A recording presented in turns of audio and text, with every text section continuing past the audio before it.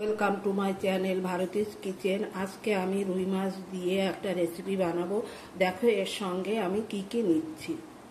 আমি মাছে নুন হলুদ মাখিয়ে রেখেছিলাম।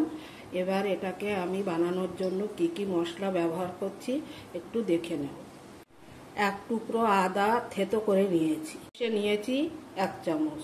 একটা কাঁচা লঙ্কা নিয়েছি, এখানে হিং নিয়েছি গুঁড়ো লঙ্কা। আমি পোস্ত, সর্ষে, চারমগজ, তিল এগুলো আমি শিলে বেটে নেব, কারণ মিক্সিতে বাটা যাবে না। কড়াটা বসিয়ে দিয়েছি, আমি তেল দিয়ে দিচ্ছি। তেলটা গরম হয়ে গেছে, আমি মাছগুলো ভেজে নিচ্ছি। মাছগুলো আমি লাল লাল করে ভেজে নেব, উল্টে পাল্টে। মাছগুলো হয়ে গেছে, এবার আমি নামিয়ে নেব। মাছগুলো আমি নামিয়ে নিচ্ছি।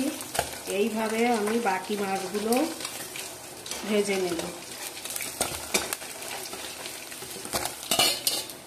রান্নাটা শুরু করে দিলাম। মাছের তেলেই আমি রান্না করছি, আর তেল দেব না। একটু হিং দিয়ে দিচ্ছি প্রথমে, রসুনটা দিয়ে দিলাম, আদাটা দিয়ে দিচ্ছি। মশলাগুলো ভালো করে কষাবো। দিয়ে দিচ্ছি সর্ষে, পোস্ত, তিল, চারমগজ। একটু জল দিয়ে দিচ্ছি অল্প করে। মশলাটা ভালো করে কষাবো, তারপরে তেল ছাড়লে গরম জল দেব। স্বাদ মতো লবণ দিয়ে দিচ্ছি, হলুদটা দিয়ে দিলাম। মশলাটা প্রায় কষে এসছে, তেল ছাড়ছে আর ভালো গন্ধ বেরিয়েছে। মশলাটা আমার হয়ে গেছে, এবার আমি গরম জলটা দেব। আমি গরম জলটাই দিয়ে দিচ্ছি। ঝোলটা ফুটে গেছে, আমি মাছগুলো দিয়ে দিচ্ছি।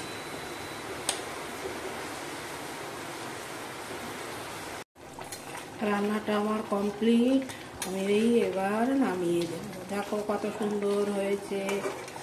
তোমরা রুই পোস্ত খেয়েছো, রুই সর্ষে খেয়েছো, আজকে আমি তিল দিয়ে বানিয়েছি।